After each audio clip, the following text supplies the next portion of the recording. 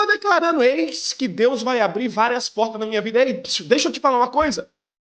Deus não vai abrir várias portas na tua vida, Deus vai abrir a porta. Eis que colocarei de ti uma porta. Essa porta ninguém fecha. Ninguém pode fechar a porta de Deus para a tua vida.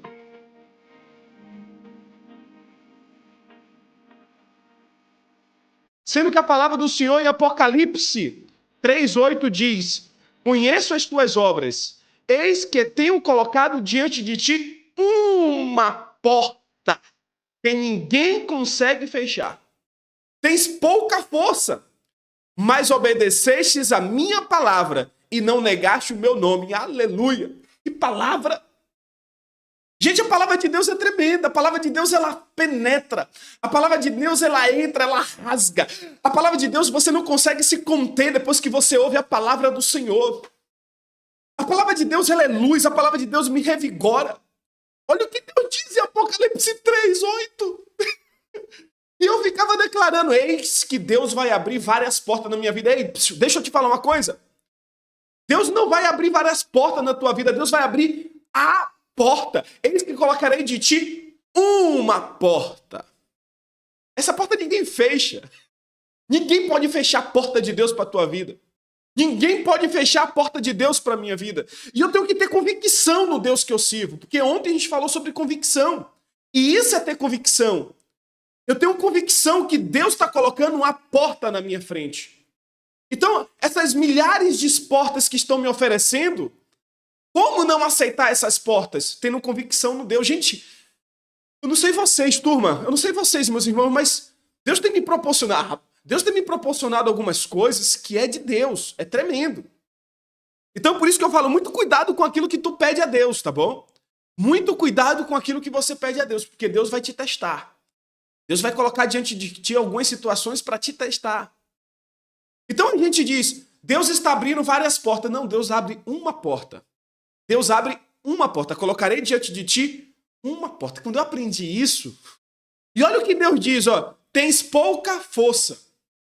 Deus ainda diz para mim e para você, eu sei que você tem poucas forças, por isso que eu estou colocando essa porta.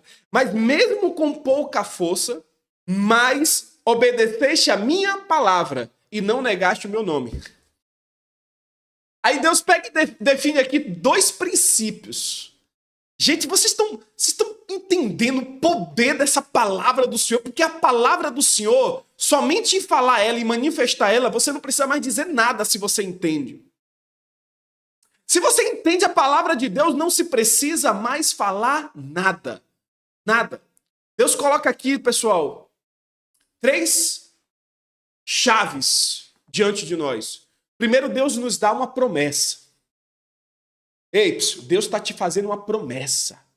Deus está te fazendo a promessa que Ele está colocando uma porta diante da tua vida. Não é as, é a porta. Você recebe? Digita amém. Isso é convicção. Eu tenho a convicção que Deus está colocando a porta. Eu não preciso vender os meus valores. Eu não preciso me desviar. Eu não tenho preço. Eu não tenho preço. Porque Jesus, reconhecendo o meu valor, já pagou o preço por mim. Então Deus está fazendo uma promessa. Ô, Senhor. Coloco diante de ti a porta. E a porta que eu coloco ninguém fecha. Aí, em segundo, Deus diz, tens pouca força. Eu sei que tu tem poucas forças. O inimigo vai tentar sobre você. Tribulações irão vir. Mas mesmo com pouca força, terceiro, olha o terceiro princípio que Deus coloca. Obedeceste a minha palavra. Diante das tribulações, tu não se vendeste. Diante das dificuldades, você não murmuraste. Diante da pedra, você, mesmo que tropeçasse, levantasse, porque tu tem convicção em mim. Deus está dizendo, obedeceste a minha palavra. Você, quando só estava você e aquela pessoa, você não me negaste, você não se vendeste. Ei, marido, quando estava você e aquela mulher no escondido, onde só estava vocês dois, ou você e aquela mulher no telefone, você não vendeste o teu corpo, não traíste a tua esposa. Então você permaneceste firme, mesmo tendo pouca força. Então o que Deus está te dizendo é, eu sei que tem poucas forças, mas obedeceste a minha palavra, o meu mandamento, as minhas ordenâncias. Quarto, ele diz, e não negaste o meu nome. Diante das pessoas tu declaraste, é ele que eu sirvo. Diante da multidão que questiona onde está teu Deus, tu diz, o meu Deus está comigo. À minha direita o meu Senhor me segura, na tua mão direita ele me sustenta. Então, como tu não me negastes e obedeceste os meus princípios, eu colocarei diante de ti a porta. Deus abre uma porta. E se você entra por essa porta, Deus abre a próxima porta. E se você entra, Deus abre a próxima. E tem pessoas tentando entrar em várias portas, quando Deus está dizendo, estou abrindo essa daqui. Estou abrindo essa daqui. Tem alguém entendendo isso? Tem alguém entendendo isso, gente? Meu Deus. Pior do que ter portas fechadas é ter várias portas abertas e não saber quais foi que Deus abriu. Quando você tem várias portas abertas e você não sabe a qual Deus abriu, é a pior coisa para o ser humano. Nessa geração, nós temos muitas possibilidades. Nós temos muitas opções. Tem muitas facilidades de ter muitas coisas. São muitas bênçãos ao mesmo tempo. São muitas bênçãos, gente. É uma geração que tem tudo. É uma geração que o acesso às coisas agora é muito fácil. Então, é uma geração que nós temos que aprender, não é sobre tudo que nós temos, é saber o que é para nós, porque são muitas coisas. Olha que em Salmo 6 diz, e Deus concedeu o que foi pedido, mas isso fez definhar-lhes a alma. Porque nós estamos vivendo uma geração que Deus, muitas das vezes, mesmo até não querendo, está dando. Mas nem sempre aquilo que Deus está dando é aquilo que Ele queria dar para a gente naquele momento. Como assim, Rodrigo? Pois é. Tem muitas coisas que são de Deus, gente. As bênçãos são de Deus. Mas nem tudo é para mim. Mas nem todas essas bênçãos é para mim. Mas como eu vi o outro sendo abençoado, eu estou querendo, eu quero. Está entendendo isso? Eu vi o fulano ser abençoado com tal carro. Não é bênção? É de Deus ou não é? É de Deus. É bênção. Mas a bênção é para ele e não para mim. Mas eu quero. E aí começa a pedir, Deus me dá, me dá. Começa a virar uma obsessão. A alma se enche daquilo, já não é mais Deus mandando. É a alma mandando. E a pessoa vai e tem. Deus diz, estou te dando, mas não era para você. Estou te dando, mas não era para você. Então muitas doenças emocionais que o ser humano está vivendo hoje foi porque ganhou coisas que Deus não queria dar. Quando o povo pediu carne no deserto, Deus dá carne para a gente. Deus diz, mas eu estou dando pão do céu. Pão do céu. Vocês não precisam trabalhar, não precisam fazer nada. No Egito vocês tinham de trabalhar. Aqui vocês acordam e já tem pão do céu. Mas a gente quer carne. Deus diz, vocês querem carne? Então tome carne. E Deus deu carne. E Deus deu carne e Deus diz, agora vocês vão comer. E começaram a comer e pessoas morreram comendo. Porque recebeu aquilo que Deus não queria dar, mas Deus deu. Deus deu. Quando o povo em Israel começou a olhar, ei, pega isso, porque isso aqui é tremendo. O povo começou em Israel, em uma época que ainda não tinha reis em Israel, mas tinha reis em outros reinos, reinos pagãos, reinos de deuses e não de Deus. Então o povo em Israel começou a olhar para os outros reinos e começou a dizer a Samuel, Samuel, a gente também quer um rei. Porque o vizinho aqui, ó, tem rei.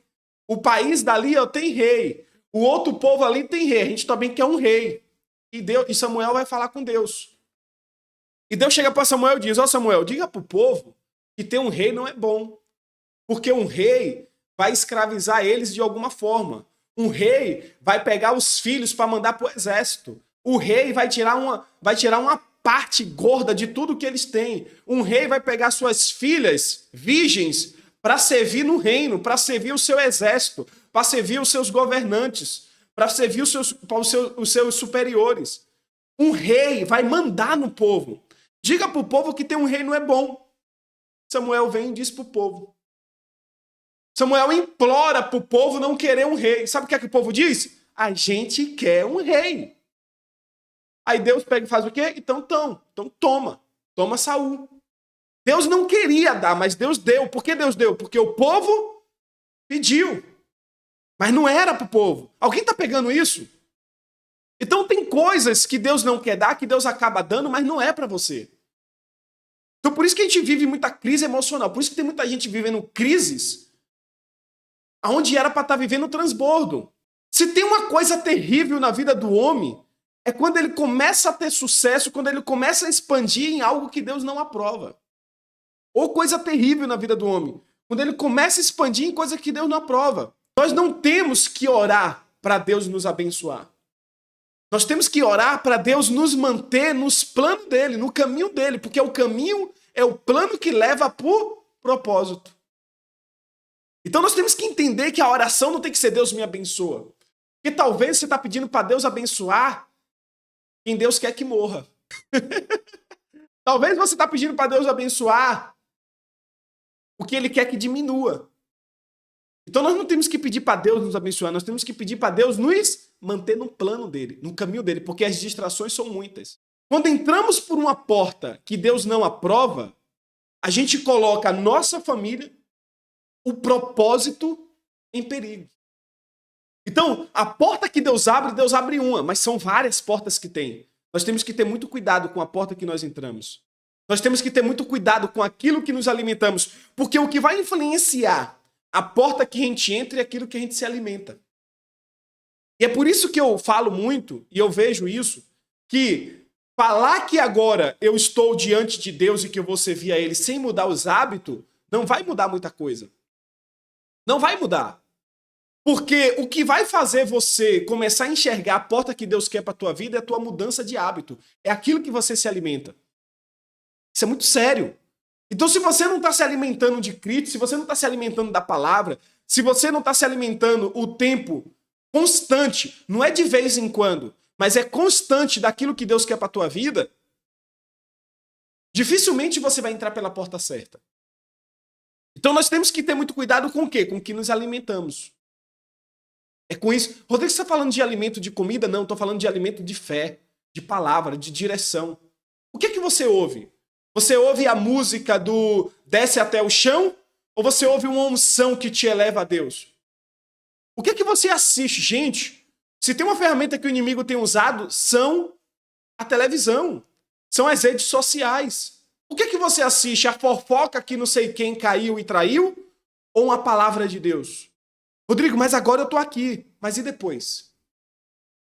E depois daqui? Então nós temos que ter muito cuidado com aquilo que nos alimentamos. E para a gente encerrar, irmãos, eu tive um sonho hoje. Eu nem contei ainda para a Adriele esse sonho. Tive um sonho hoje à noite.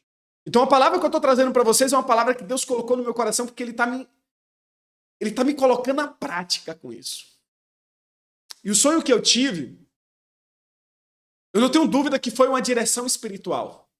Porque Ele está batendo até agora no meu coração, sabe? Sabe quando Deus fala contigo? Deus tem falado conosco. E eu falei no início que não é o que Deus fala, é como reagimos ao que Deus fala. Eu tive um sonho que, nesse sonho, eu era casado, era Adriele, ao mesmo tempo não era, mas era. A prima dela estava no sonho, então era Adriele, se confirma ser Adriele, né? Não mostra o rosto dela claramente.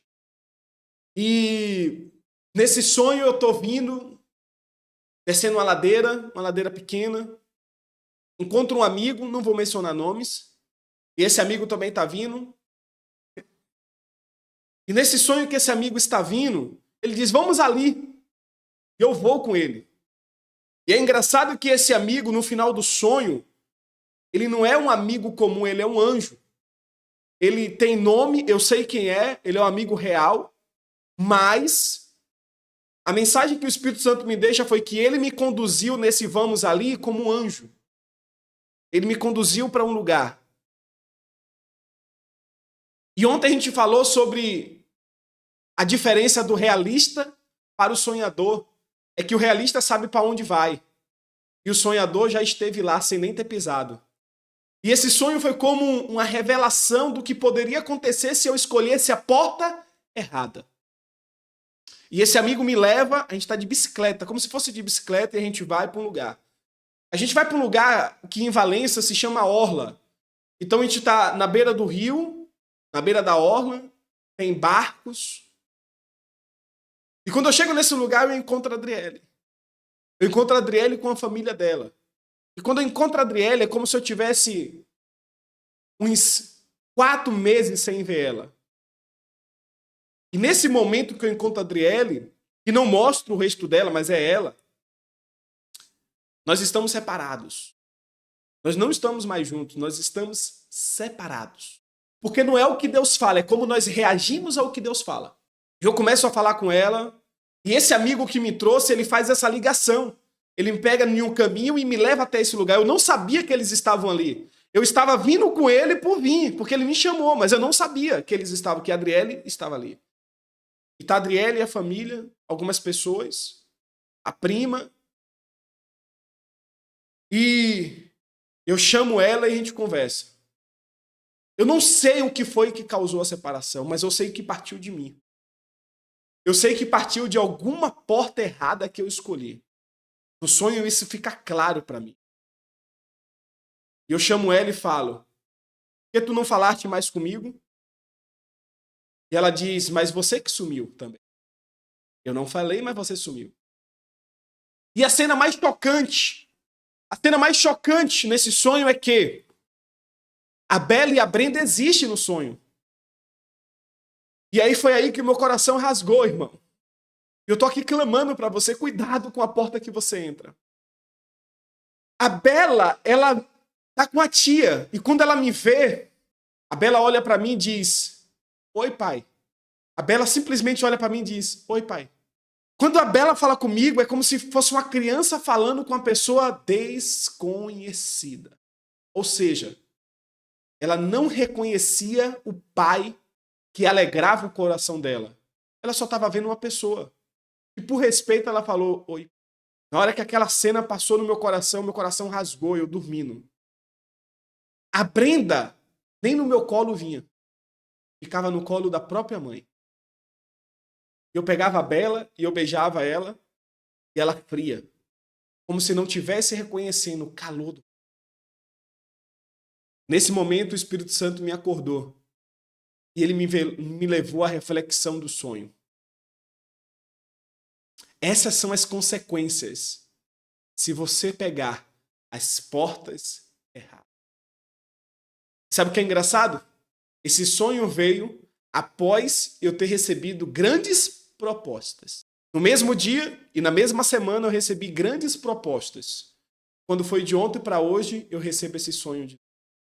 Essas são as consequências se você pegar as portas erradas.